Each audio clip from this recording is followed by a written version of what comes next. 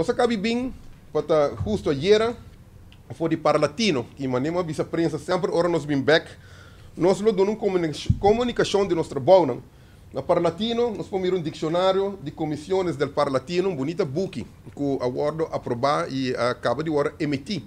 Para todo o país, de um total de 23 países que membros, de caso aqui tem história por completo e nós por mira também um portrait de oficina na Panamá, que tem oficina oficial, é um cantor, roupa bonita, preparado, e de caso aqui, toda reunião dentro de Parlatino, ou se uma comissão mestressa aqui separadamente, sempre pode aplicar no lugar central, caminho de reunião aqui da toma lugar. Não obstante, sei, estava tem reunião de GES3 diretiva, Parlatino tem GES3 diretiva, de qual minha meta forma parte de 2 de e turma estará reunir de promessa 6 lunas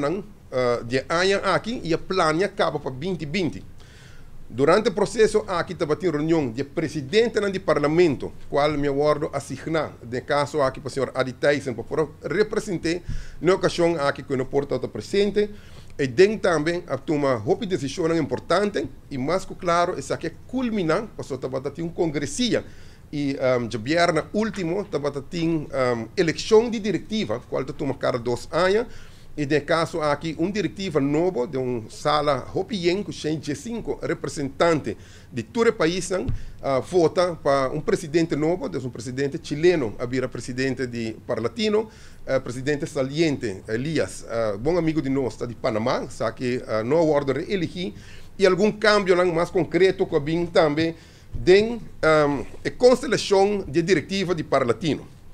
Algo que toca me quer trazer adiante, Parlatino não queda na Parlatino no saco na Hayahope ajuda de China. E China tem membro que não tem sistema recht, para que dá suporte, e tem sala